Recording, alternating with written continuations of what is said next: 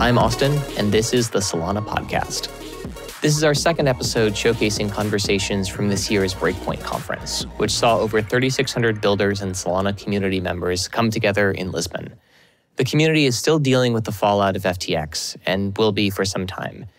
But the last 2 weeks have seen builders come together to redeploy key infrastructure like Serum, step further into leadership roles, and help impacted teams navigate uncertain waters. The panel you're about to hear, NFTs for All, features some of the most prominent entrepreneurs in the space discussing what the future holds for mass adoption and scalability of NFTs. Let's get into it. Awesome. So it's so great to be with everybody today and with all of you that are streaming and watching the show. I'm Matt Stotts. You might know I'm also the host of the Permissionless Art podcast. I've had a lot of different NFT artists and creators and technologists on the podcast, as well as being a co-founder and chief strategy officer at Holaplex. Really excited to have our panel here to talk about scaling NFTs, essentially what's going to be happening here in the market as we continue to build and go through that opportunity. I want to introduce everybody quickly, and then I'm going to hand it to Vic to do a little bit of a context setting for all of us. So we have Dayo Adeosun. He's the co-founder of Glass.xyz and the first category-leading NFT marketplace on Ethereum and now on Solana, which is awesome, right? And we have Larissa Barbu, COO of Exchange Art, which is the leading fine art marketplace on Solana for NFTs. Fantastic.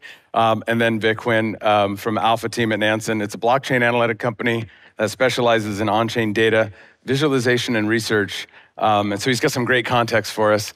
Kind of kick us off. Hey, thank you so much for having me here, everyone. I guess the first question we got to ask with scalability is like, why are we here? Like, how did we get to this point? So in regards to, say, Solana, what happened with that, it's got a hybrid consensus model which uses proof of history, and that's combined with proof of staking. That resulted in basically a mass adoption, basically because the amount of transactions and the cost of transactions is a lot more scalable. So to kind of give it a perspective, I guess it's like you're comparing like the TPS of around about 13 to about theoretical 65,000 TPS. That kind of rivals like your TradFi payment processes that are available right now in the day and age. But is a Solana NFT exactly the same as, say, one on another blockchain? I'd say no. A, it's not EVM compatible, but B, it's built on Rust as opposed to Solidity. But third, it also has a different token standard. So if we kind of deep dive into a little bit more like the components of a blockchain, it relies on a peer-to-peer network, cryptography, an algorithm, consensus, as well as a reward and kind of like, I guess, punishment system, if that makes sense. Going back to like, I guess like we've got the proof of stake, and the concept of that is that basically nodes that commit to the network, and then they get selected to validate, then they get rewarded for their securing the network, if that makes sense. So we then took proof of history, which is basically now the nodes can be segmented into time slots. And on top of that, the leader nodes, they keep track of time, if that makes sense. And what that means is that the network can validate transactions without the need for the block to fill up. So that reduces the latency, but also increases the throughput. And then as a result of that, that's where the scalability and greater mass adoption occurs, right? Because now you've got lower cost of transactions, you've got multiple transactions on a much greater scale. And then as a result of that, you had key players that entered into the space. People that were minting, people that are trading, people that are collecting, people that are creating, they all gravitated to the space. And although like we don't have that first mover advantage, we do definitely have that greater adoption and global scale advantage. So, Victor, I think you've laid out really well what the kind of technical underpinnings of the Solana network and other competing blockchains are in the space, and then how that has had some effect on NFTs. You know, at Holaplex, we're building enterprise infrastructure for NFT projects that are going to go from 10,000 to 10 million users and more, and 10 million to hundreds of millions or billions of assets and more. And we're bullish on that long term. We're not seeing that now. We're definitely in a different market condition. So I'm going to ask you, Larissa, like, what do you see from creators, and what are you seeing from the market conditions today? What are creators looking for in terms of scalability? Will we see these massive drops or giant growth in the digital assets such as NFT? So I think that from a creator's perspective, what they are looking for is liquid market, and certainly Solana being the highest growing community, both from a developer perspective And an artist perspective has helped that massively. The fact that Solana has high transaction speed and really low cost helps a lot with mass adoption, because the promise of Web3 for creators was that they will find new ways to monetize their artworks. However, what happened with a few L1s out there is that the costs are most of the time prohibitive for most of the artists out there. So Solana really helps breaking these barriers and actually delivers on the promise of creating a new place and new technologies to help creators monetize their artworks. Got it. Dio, I'd ask you kind of a similar question. You're doing video NFTs. Now you're taking an awful lot of experience and imagery and kind of locking that up in a single digital asset. What are creators looking for in terms of scalability, and how do you kind of convey that to them, and what do they find important? So I would say that creators are first looking to monetize their creations. Sure. So all video creators typically go from TikTok to YouTube to monetize. And so from a scalability perspective, they would prefer a blockchain that they didn't even really have to know about, where it's like you could buy an NFT and you have less than $30, in your wallet. And so I would say that creators want an accessible blockchain, unlike ETH, which we were on ETH for like a year last year. And we had done drops with like Timbaland, Kygo, and being able to buy an NFT on ETH using MetaMask, the experience was a lot of friction. And so creators really just want like a frictionless experience where they can just buy NFTs super seamlessly. Honestly, if they could do it with a credit card, that would probably be best. And the goal is to really just monetize their creations and own what they're creating with the community that shares it together.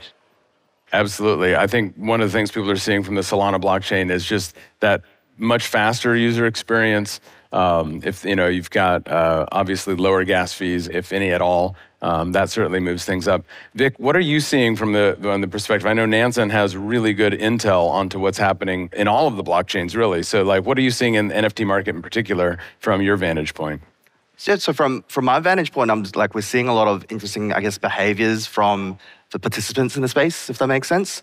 We're finding, for example, over the time, right?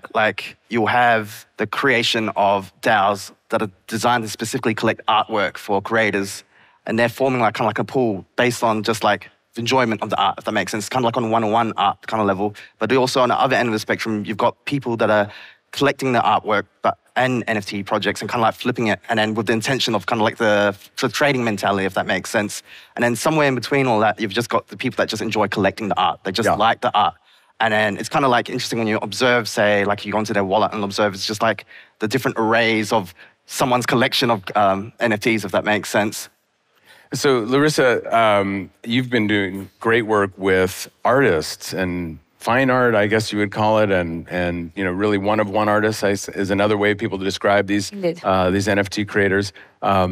How much more opportunity do you think there is in this category on Solana? Do you see this as a growing market? Have you reached stasis in some way? What's next? I think we are looking at significant growth over the next 1 or 2 years, largely because we are looking at larger brands that are looking to enter the space.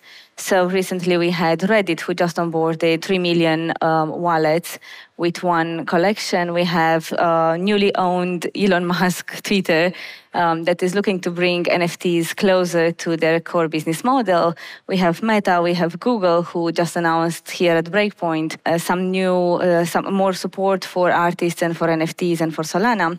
So I think there is great growth that will come in the next 1 or 2 years.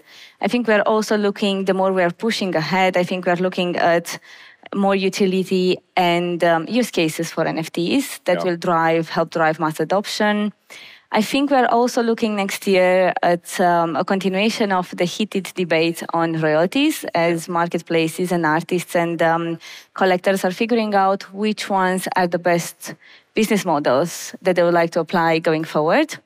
I don't think we reached in any way capacity, and I think there is a lot of upside from here onwards. Well, I would agree there's a lot of upside. There's certainly bullish signal from the fact that Instagram is integrating Solana NFTs. Google coming in to support some infrastructure in terms of running validators and providing cloud services. At the same time, those are really big brands, right? These are like the tech giants. Yeah. And so as a startup operator, as a small, relatively to the scale of these tech behemoths, Larissa, how do you think about that with your company in that context? That's some pretty heady potential competition. I don't see much as competition. I see there is just a lot of opportunity going forward. We have our knowledge that we managed to gather over the past year, and we have built a strong community here on Solana as our home. And I think we will be looking to collaborate with all the other big brands that are coming to the space to find the best ways to help creators grow and to deliver on the promise in which we started a year ago to actually help creators make a living and thrive outside of the traditional art model where they depend on a gallery that typically charges between 50 to 70% of their sale price.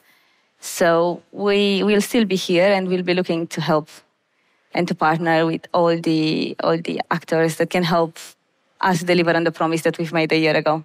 Great. I would paint the same question to you, Dio. So you were talking about your projects, your creators come to you from YouTube. They come to you from Instagram. These are Meta and Google's products, right? So like, how do you feel about this? It's really a good sign, but also potentially challenging. So I think we need context, because we started this because we believe video is the biggest market in the world, and so.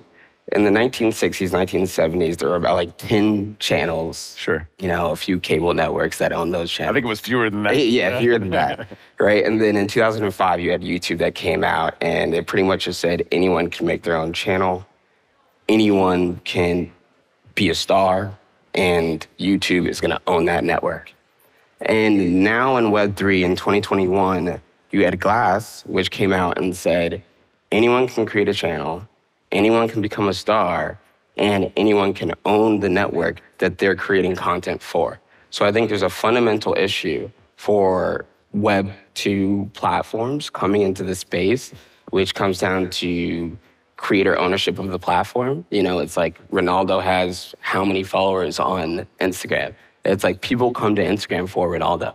And so I think what we're going to see is humans are going to get tired of intermediaries like ads getting in between their experience with the people who they want to connect with. We're going to see these live experiences like this where you're making, Timbaland is making $30,000 in 2 hours on his Genesis music video with his Bored Ape. Yeah. And that's an experience that is fundamentally not possible on YouTube. And so I think from a marketing perspective, there's a new tool set. I think from a actual product perspective, there's a new tool set. Ownership of that product perspective, there's a new tool set. And I just think when you have so many different parts of the founder stack being disrupted, I don't think that they're going to be able to get a creator like Tihan from China who has 100 followers on Twitter, but can still monetize his video NFT, make $1,000 by getting 50 collectors that are buying his video for $20. So I don't think they're going to be able to compete where we are because we're, just a little underneath. But I do think, it's great to have these bigger guys come in just to give more validation to the people who still might be on the fence, but I would say hop now if you're on the fence. I hear you. So great way to just put the context out there. Web 2, Web 3, you can't compete with what I love. I think, Dio, this is the first time I've ever heard this founder stack. We talk a lot about the software stack and the technology stack. Holaplex, we build an indexer that's fully open source, but available for every protocol to read off of the chain. And we're so deep into that. And then you realize you've got fundamental economics for the founders, people who want to create and own what they're doing. That's really fundamentally different. Yeah, it's creators are creator businesses now, right? So it's everyone grew their network on somebody else's platform, and they're realizing that, and they're like, dang it. But now, as people collect your NFTs, you have a one-to-one relationship with those people, and then you just keep growing that. And so instead of Mr. Beast giving people a bunch of money 10 years later into his YouTube career, now you have up-and-coming Mr. Beast that is offering you NFTs for $10, you're flipping those for like $30, $40. And as Mr. Beast drops each video, you're monetizing with him throughout his career to the top. Incredible. Plus, there's Beast Burgers now too, right? I think. Yeah. Right? Okay. So we went IRL. Vic, I wanted to get back to some interesting questions around scale. We talked a lot about the technology stack. Dio told us about the founder stack, which is really cool. But there's a financial stack as well in the Solana ecosystem. We're talking about, low cost of transactions, but also how does that, general availability of a highly liquid token and many tokenized protocols, how does that accelerate adoption here and create better uses for creators, people who are making NFTs? Definitely, because when you're looking at on a global scale, you want the creator economy to be able to access the tools to be able to create, right? And it's not really possible if it costs hundreds of dollars to actually create their works, if that makes sense. So being able to do transactions for fractions of a cent. And then, for example, you look at Solana Mobile, you're looking at having mobile devices available to all users, the experience to be able to onboard people, like say on a Web 2 level and a Web 3, where the experience is pretty much no different in the future. You're now having creators giving more scale in terms of reach than ever before. Amazing. Yeah, I would just add that you're participating in an economy, and so when you come into the Solana ecosystem, there are built-in economics that can really work to the advantage of anyone who's creating. And obviously, you've got liquidity, you've got the ability to trade the assets that you're creating. A lot of fundamental things that I think for the founders who are coming to this space, they really have to appreciate, right? They're not just using a service or a platform. Exactly. So it's really cool. I'm going to do like a quick lightning round, and I'm going to ask you a little bit about your favorite NFTs. Vic, I know you are in the Monk DAO, serious SMB owner and all that, but you can't shill your own project or your favorite. So pick another favorite project in NFT, and we'll go down the line and talk about them. Another favorite project. Actually, Solarium NFT. Basically, it's a project that a friend created, but it was basically a procedurally generated flowers and stuff like that. And she created, basically out of passion from a kind of like an artist perspective, but watching the behind this process of actually working out the different layers between the gradients and stuff like that was just really fascinating, watching someone who was previously Web 2 enter the Web 3 space and then actually like appreciating it from watching a founder grow, essentially. That was something I had the privilege of I couldn't get that anywhere else. Amazing. Larissa? I will pick a category instead of an artist, and my category of choice this time is 3D art. 3D art. Okay. So we are looking at, and the reason why I'm looking at that is because in the future, in probably 1 or 2 years, we'll see more and more fine art merging with fashion. And that's where this 3D art will come and play a bigger role. So that's my pick of the day. Amazing. Dio, now you got to pick a video NFT, so that's going to be hard. Yeah, this is almost impossible just because we've dropped so many amazing drops, which you guys can check out on ETH.Glass.xyz and the new Glass.xyz. But we recently just did a drop with Kids of the Apocalypse, and they did like a 666 NFT mint on Magic Eden, and then linked that to their debut music video NFT that they dropped on Glass on Thursday. Amazing. And so everyone who collected the Magic Eden one was able to collect the free video NFT, and then they were able to flip that. And so I would say Kids of the Apocalypse, which was done with Rio Cragen and some legendary guys, like it kind of feels like Stranger Things, and I don't know if they're gonna make a movie. Awesome, I gotta check it out. I'd say my favorite is Motley Friends coming out on the night market. New project, I think is super cool. Mm-hmm. And I wanna thank you all for being here and talking about the market and what's happening on Solana. Thank you. Awesome, thank you. Thank you so much.